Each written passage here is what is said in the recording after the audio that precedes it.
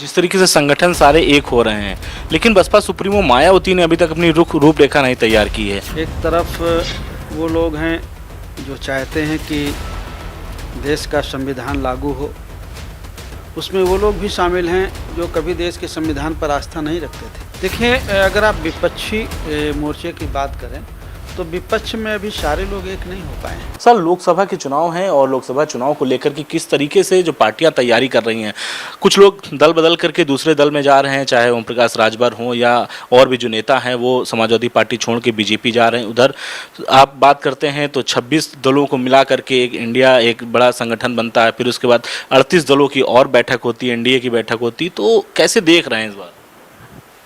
देखिए, 24 का जो चुनाव है वो बहुत कुछ लेके आएगा और बहुत कुछ दे के जाएगा।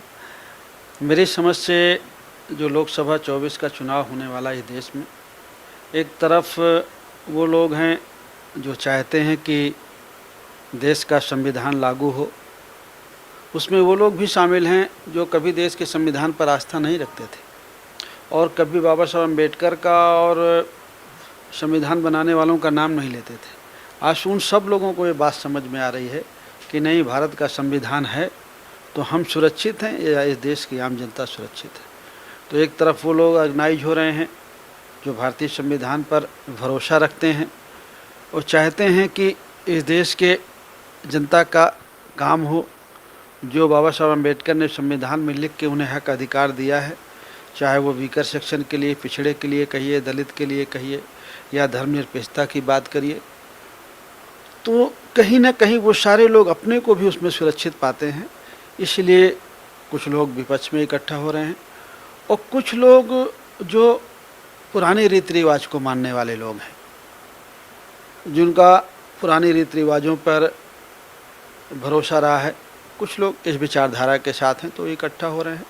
तो इन्हीं दो विचारधाराओं के साथ लोग इकट्ठा हो रहे हैं और अपनी अपनी तैयारी कर रहे हैं। जिस तरीके से संगठन सारे एक हो रहे हैं, लेकिन बसपा सुप्रीमो मायावती ने अभी तक अपनी रूपरेखा नहीं तैयार की है। अगर देखा जाए तो आज उन्होंने एक प्रेस कॉन्फ्रेंस भी की, उसमें उन्होंने कहा कि मैं किसी भी गठबंधन के साथ नहीं हूँ।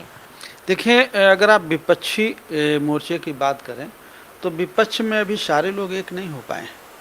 बहुत सारे छोटे छोटे पॉइंट हैं जो जहाँ पर जो विपक्षी मोर्चा बन रहा है उनको सोचने और समझने की ज़रूरत है कि कहाँ वो लूज करेंगे, कहाँ वो प्लस में रहेंगे। जैसे भारतीय जनता पार्टी एनडीए जो बना है वो छोटे छोटे पॉइंट पर एक एक लोकसभा पर ध्यान दे रहे हैं, उस तरह से विपक्ष नहीं ध्यान दे रही है।